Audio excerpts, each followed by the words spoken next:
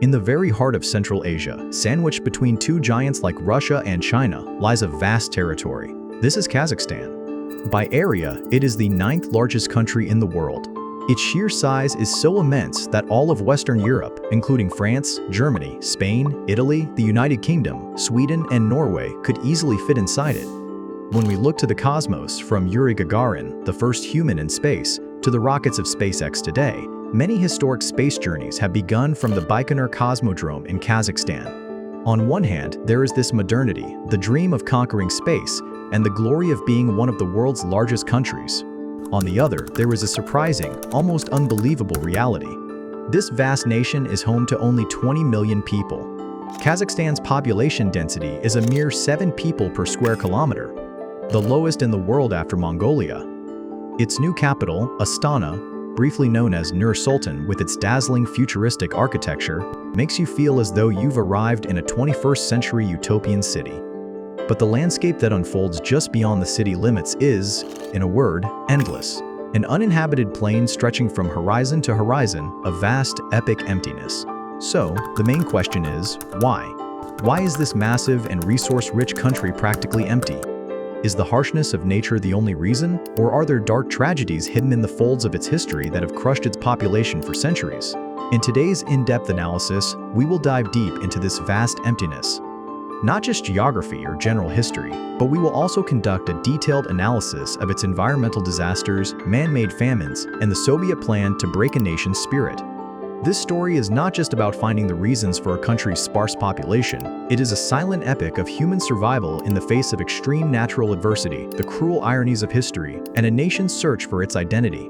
Let's begin. The first and most visible reason for Kazakhstan's sparse population is etched into its very geography. Its nature is generous, but, at the same time, extremely hostile. First, let's talk about the Eurasian steppe. Kazakhstan's identity is inextricably linked with its steppe, or grasslands. This is no ordinary grassland. It is the heart of the vast Eurasian steppe that stretches from Hungary to Manchuria.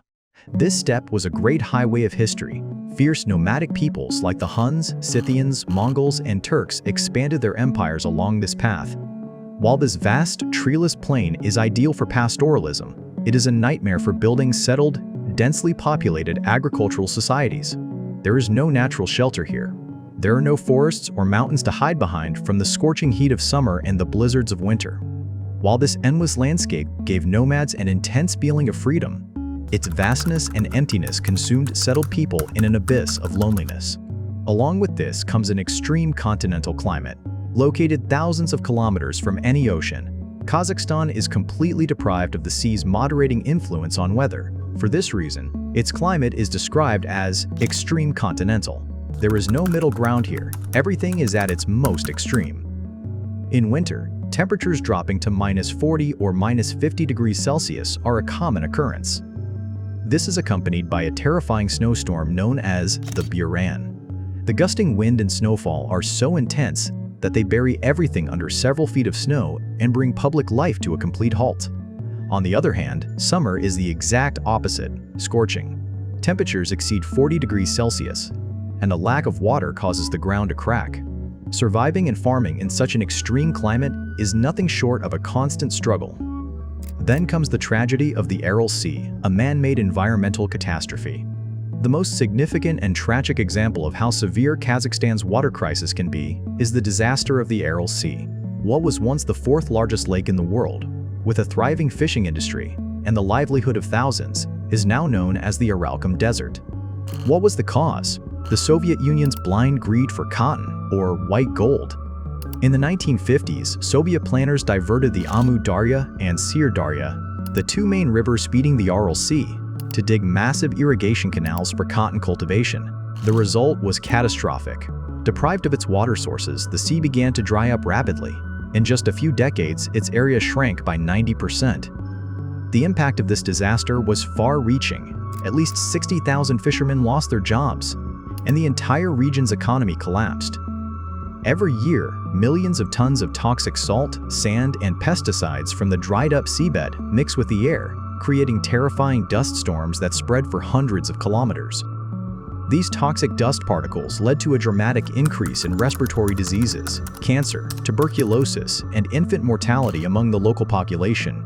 The death of the Aral Sea was not just the death of a lake, it was the death of an entire region's ecosystem and way of life, which continues to make a large part of Kazakhstan uninhabitable to this day. If the hostility of nature set the stage for Kazakhstan's sparse population, its history has performed a bloody and tragic drama upon that stage. For thousands of years, the Kazakh way of life was centered around nomadic pastoralism. This was not aimless wandering, but a well-organized and sustainable system. They moved with their herds between specific pastures according to the seasons, from winter camps, or kaistao, to summer pastures, or zilao. The horse was the centerpiece of their culture. There is a saying, "A Kazakh is born on horseback." In this lifestyle, there was no concept of private land or permanent cities, which naturally kept the population spread out over a vast area. Starting in the 18th century, the Russian Tsars began a long-term plan to bring the Kazakh steppe under their control. They saw the independent lifestyle of the nomads as a threat to their imperial interests.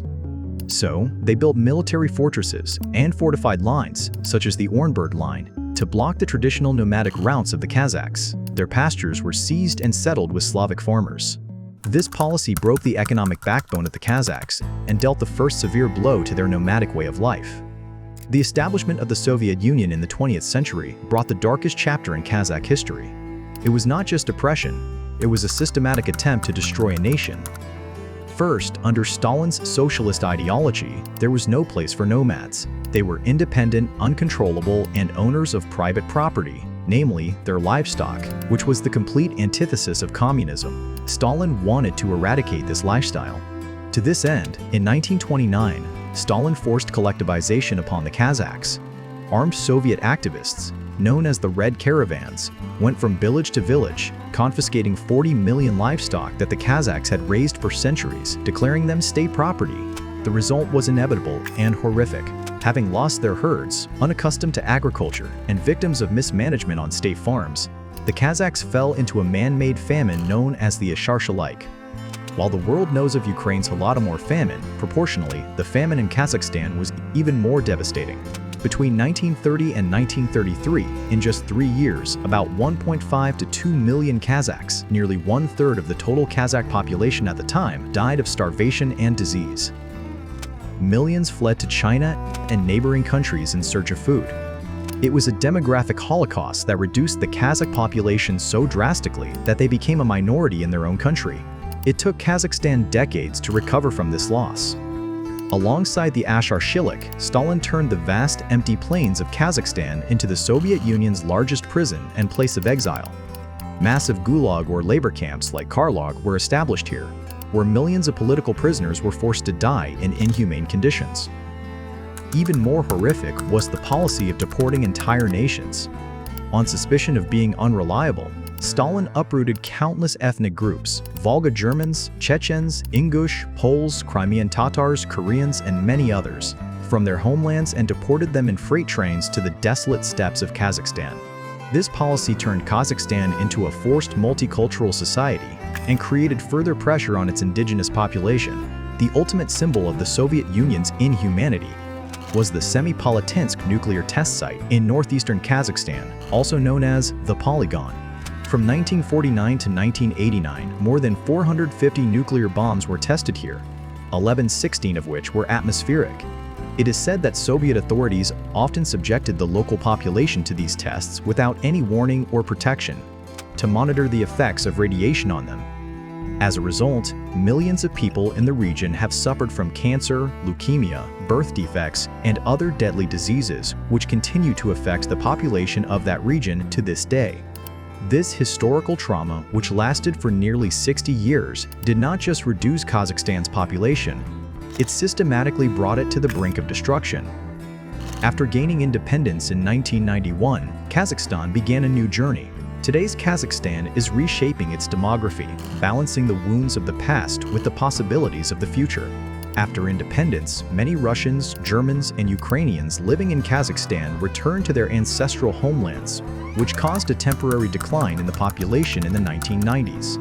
This was coupled with a brain drain as skilled workers from the Soviet era left.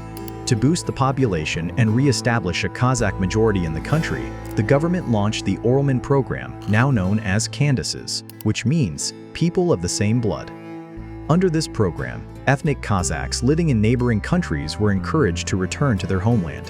While this policy has helped increase the population, integrating these people who have grown up in different cultures for generations into the Russian-influenced modern Kazakh society remains a major challenge. The modern Kazakh economy is primarily based on mineral resources like oil, gas, and uranium. The revenue from these resources has made certain regions and cities of the country highly developed. As a result, in search of a better life, people are now leaving villages and small towns for the country's two main centers, Almaty and Astana. Almaty, located in the southeast, is the historical, cultural, and economic hub. Astana, on the other hand, is a planned and futuristic capital built in the heart of the steppe. It stands as a symbol of human control over emptiness. This widespread urbanization is concentrating the country's population into just a few points, leaving the rest of the vast territory more deserted and empty than before. Finally, if we return to the question, why is Kazakhstan so empty? The answer is like a complex mosaic, where each piece points to a different reason. First, the extreme and hostile nature of its geography, which naturally discourages dense settlement.